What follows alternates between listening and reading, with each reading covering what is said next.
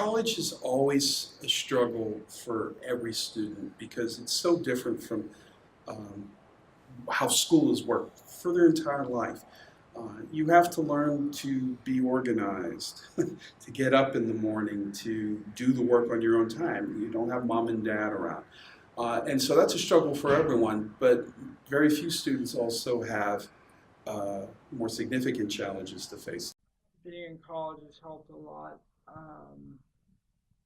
because I feel like I've earned a spot being here and people realize that I'm capable of doing a lot more than, you know, what they might have thought before, or a lot more than, you know, other people.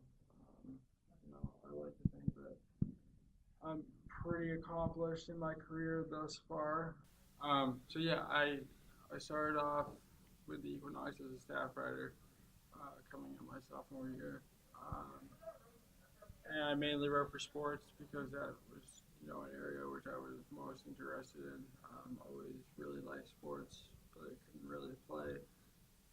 So I wanted to be involved somehow, and that was kind of the way I did it. And then I kind of ventured into other, sections. I had a column in opinions for a while, for about a year or so, and that did really well. Um, yeah, I mean, I just kind of dabbled around in every other section wherever they needed me. This year I was promoted to senior reporter, which generally means I write kind of the more serious stories, lead stories for the various sections. You know, I guess I'm kind of like the go-to guy for the hard news, which is fun, but it's really stressful. His dedication is great to see because he is facing challenges that few other students do, and he doesn't let that get him down. And some of those challenges have to be very difficult to overcome. It's tough. I mean, I like to think that I'm an empathetic person because of the things that I've had to go through. I think I have the ability to kind of connect with people and kind of understand what they're dealing with, what they're going through. I have cerebral palsy, and it's spastic cerebral palsy. So basically, what it does is just it's basically caused by brain damage, either right before, right after, or like during birth.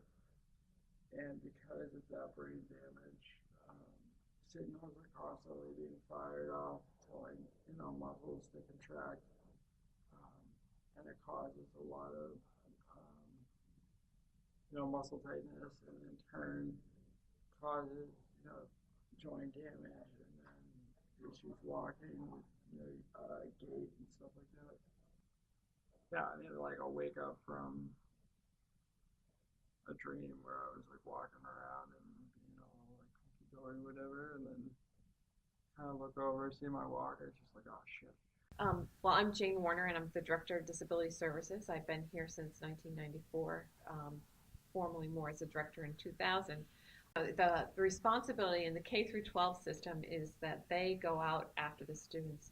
At the college level, the student is responsible for coming in, providing us with the documentation, we review it, and if you don't ask, you don't receive. So it's very different. The student is kind of drives the bus at college. In regards to working with Jake, he's just done a beautiful job of really, he has hardly ever used the Office of Disability Services and has done a lot of his own self-advocacy with faculty and with his writing career in terms of with the Equinox and the things that he's involved with in journalism.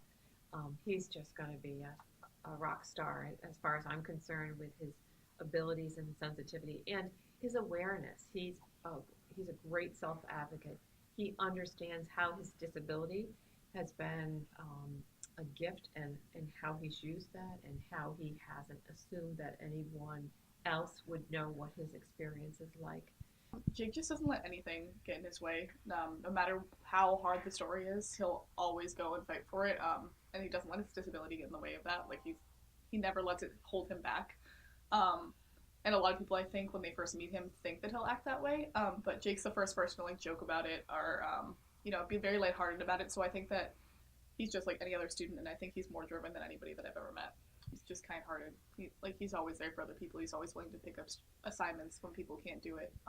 He really cares about like the wholeness of the paper and the people on it. And it's great to see someone who starts off just being to way better than average. So that's awesome. It's the kind of thing that makes you appreciative that you got into teaching.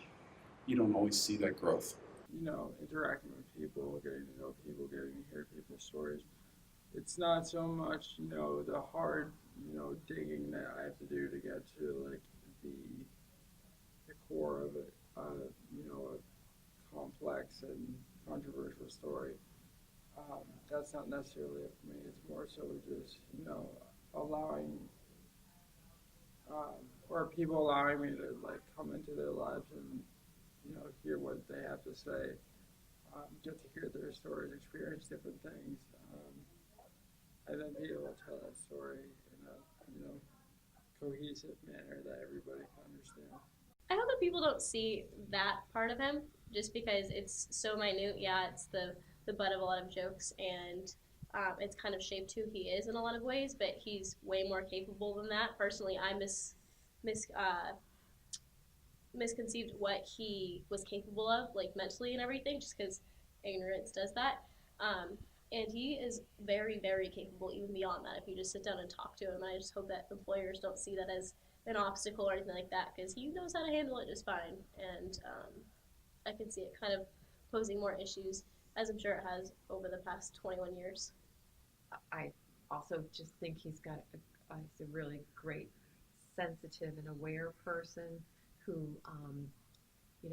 as a reporter, is going to do just great things. And so I think looking at him when he first came into where he is now, it's really just been a wonderful opportunity to see his growth and development, and he's really done Keene State well.